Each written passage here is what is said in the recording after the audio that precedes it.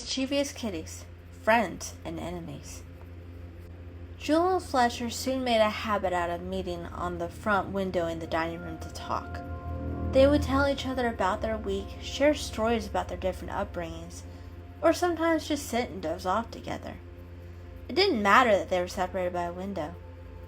Jewel still enjoyed the friendship that she had built with this little sparrow. Talking to him was a little more difficult with the window being closed during the cold weather, but they made it work. Fletcher didn't really have anything new or exciting to say about his week, but he loved hearing Jewel's stories. Jewel was very excited to tell him her stories, but she was careful every time another kitty walked near the dining room. She felt a little guilty about that. She loved her friendship with Fletcher, but she still hadn't told any of the other kitties, not even Pepper. Though she had met the sparrow only a few months earlier, and even she had to admit that a cat being friends with a bird was an unusual thing that would probably not sit well with everyone. So maybe it would be better if she continued to keep it a secret. For now, she will still enjoy her weekends with Fletcher. As their conversation started to wind down, Fletcher was ready to stretch his wings and forage for food, and so Jewel wished him well and the pair went their separate ways. Jewel walked into the living room and scratched on a lower post of the cat tree. She started to climb on one of the perches. She nodded to Peaches, who was already lounging on her perch. The two kitties just sat relaxing for several moments as they were hoping to doze off for a nice nap. But then a noise drew their attention to the sunroom. Cream and Mocha were in the sunroom, sitting on a chair looking out the window. The fur on Cream's back was raised, and her tail was fluffed to twice its size. Curious, the two lounging girls jumped down from the tall cat tree and walked into the sunroom. Jewel jumped on the chair by the under window, and Peaches perched on the small scratch post next to her. They both scanned the backyard to see what had gotten the kitties so upset. After a few moments, they spotted a gray tabby cat. It looked like Pepper, but it wasn't Pepper. "Hey!" Mocha called out to the cat. The gray tabby turned its blue eyes towards them and tilted its head to the side curiously. Mocha pawed at the screen and called out again. "Stop that!" Cream hissed. "It will come over here." "That's what I want," Mocha responded. "Why?" Jewel asked, confused. "So we can be friends," Mocha declared. Cream hissed louder and crouched low. The others looked back to see that the cat was indeed starting to walk towards them. "Now look what you've done," Mocha purred happily. Peaches could feel her own fur start to rise on her back. "I agree with Cream. I don't think this is a good idea." "Why?" Mocha asked, a little hurt. "Because it's an outside cat? Butterball walks around outside and you have no problem with him," he pointed out. "Yes, I did at first," she clarified. "Plus, Butterball had an owner with him." "What does that have to do with anything? Maybe this cat lives in the neighborhood and is just walking around without its owner." "There's no collar on that cat," Peaches pointed out. "So it's obviously a stray. It has no owner." "Oh, I should hope so," a silky voice purred at them from the other side of the screen. They turned to see the gray tabby, which they could now determine was a female, just sitting beyond the bushes. "Aren't we a curious bunch of pets?" Jewel instinctively joined Peaches and Cream, crouching down low, and hair raced on her back. She didn't understand why, but something told her that this cat could not be trusted. "Yes," Mocha answered very enthusiastically. "Very curious about you. What's your name? Where do you live? Would you like to be friends?" The female cat opened her mouth slightly and took a deep breath. Peaches knew the cat was trying to get a better read on their scents, but the motion looked similar to when humans laugh. "My name is Silvertongue," she said with a silky voice. "But you can call me Silver." "Very fitting," Peaches hissed. Do you talk your prey to death, or just lure your rivals into a false sense of security? Silver ignored Peaches and instead focused her attention on Mocha as she continued to answer her questions. I live around here, and I wish I could be friends with every cute cat I met. But that's not how the world works. She rolled her shoulders and did a quick check of her surroundings. Her very short coat shined and rippled as she moved, highlighting her toned muscles. Oh, well, which house do you live in? Mocha asked. Silver snickered. A loud, guttural yowl stopped her from answering the brown kitty. Suddenly, a gold kitty with stripes of dark brown shot out from the woods and quickly put himself between Silver and the other kitties. The motion made Mocha crouch down in a similar stance to the girls around him. What are you doing here? The male cat hissed at Silver. He was easily twice her size, with equally, if not stronger, toned muscles showcased in his shoulders, back, and legs.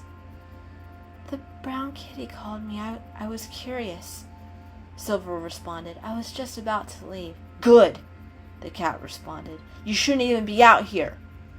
I'm getting stir-crazy. I needed some fresh air and hunt again. Besides, I'm hardly any danger from these pets. They're so naive. You should still be more careful, the gold cat hissed. Get back to the woods, now! Fine. But would you finish answering this nice cat's question? No. The gold cat then pushed against Silver, trying to get her away from the house. Where are you going? Mocha suddenly jumped up and asked. Home. Silver sadly responded over her shoulder. Which house? House? The gold cat spat. We don't live in a house. We live out in the woods the way wild cats are meant to live. But we aren't pets, the gold cat ground out between clenched teeth. We don't rely on humans for our food. We hunt what we eat, and we don't grow lazy and fat with each passing year, but agile and strong. We are real cats. And how many of you real cats live long enough to become that agile and strong? Peaches growled. She jumped up on the chair between Cream and Mocha and arched her back high in the air. Her long hair fully extended in every direction. How many of your kids make it to adulthood? How many are victims of predators? We watch out and protect our young, he hissed back at her. Can you protect them from starvation when prey is scarce? How about disease? Do your kittens really grow strong, or do you just hope that they are until the moment you realize you aren't strong enough? Silver stopped walking and slowly turned around to look at Peaches. Sharp words from a group of pets who can't even have kids and make friends of birds that should be prey, the gold cat growled. Jewel crouched lower. Her ears flattened and her cheeks flushed red with embarrassment. Apparently her friendship with Fletcher was more obvious than she thought. Her fears were confirmed. Peaches brushed off the comment. She guessed the comment was obviously meant to attack her protective behavior of the robin's nest and her friendship with Cat Song. I may not be able to have kittens, but I have done my own share of hunting for my food and protecting one weaker than me. I have also seen my own strength fail and my charge almost die because of my weakness. Having lived on both sides of the fence, I would much rather my needs be met by a human. Between the two of us, I have a better chance of seeing the young and the weak grow strong and healthy more than you do. You might want to shut your mouth before I come over there and claw your eyes out. Peaches sat down, kept her chin up, and forced her hair to lay flat again. She was given the illusion of being relaxed, but in truth, her body was ready for an attack. She looked up and saw Silver staring at her. The gray cat's eyes were round with horror, probably thinking about what Peaches had just said. Peaches answered the angry tomcat. There is nothing more to say. I have clearly made my point. The gold cat continued to growl at her, his muscles tense, poised and ready, almost as if he was hoping she would provoke him into attacking. But Peaches did not say anything else. She wasn't afraid of him. She had fought cats and even dogs, all much larger than her, to defend Mr. Fluffles. But she also wasn't stupid. The flimsy screen may keep the birds out, but it wouldn't be any match for an angry tomcat protecting his mate. After a few very tense moments, Silver broke the silence. She carefully stepped in front of the gold tomcat. "Let's go home," she said gently. He took a moment to relax his body enough to walk, and they both headed back for the woods. Silver stopped just behind him to look back at the house for a moment, and then disappeared into the woods. Peaches let out her breath and almost melted into the chair, panting lightly. Her heart was racing, and she honestly couldn't believe her luck in not provoking the Tom to attack. "That was interesting," Mer-Ka commented. Peaches glared at him.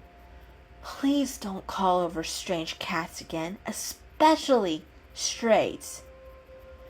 "I didn't know it was going to escalate like that," Mer-Ka retorted, hurt.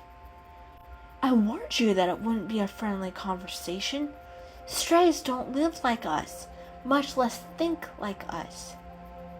"But Butterball has an owner. Strays do not." Mer-Ka stared at his paws. "I'm sorry. I won't do it again." Apology accepted.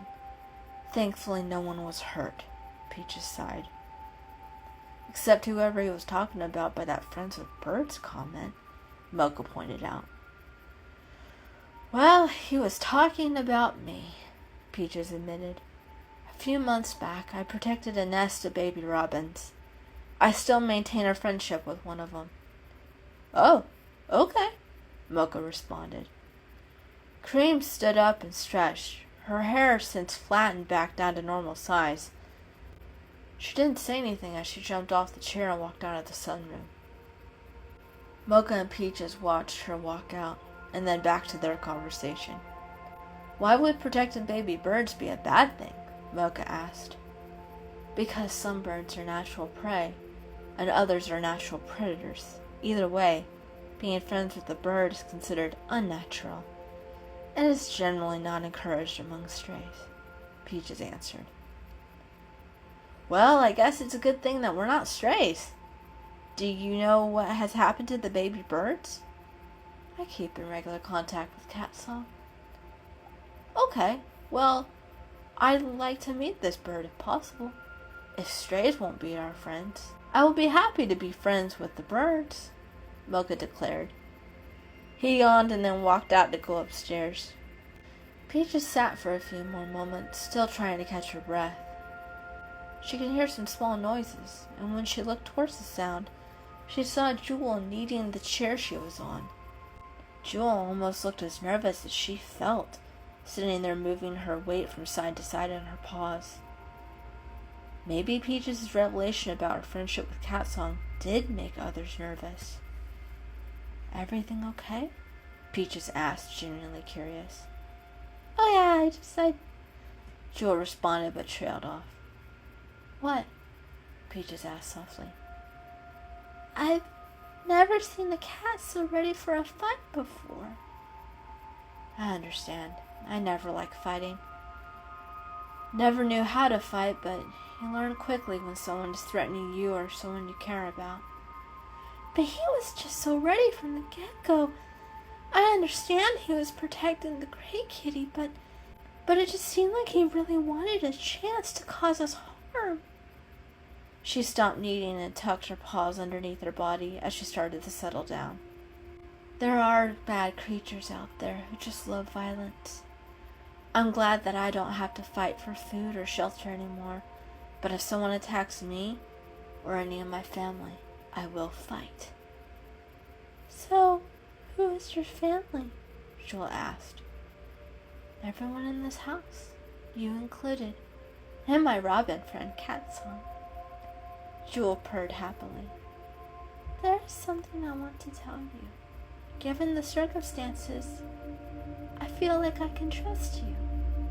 Peaches turned to give Jewel her full attention. What is it? Jewel took a deep breath. I have a bird friend too. Really? Peaches asked, very surprised. Who? A little sparrow. His name is Fletcher. Oh, I like that name. Jewel beamed. Thank you. He was happy with it too. So you are the mysterious friend of Fletcher. Wait, you already know about him?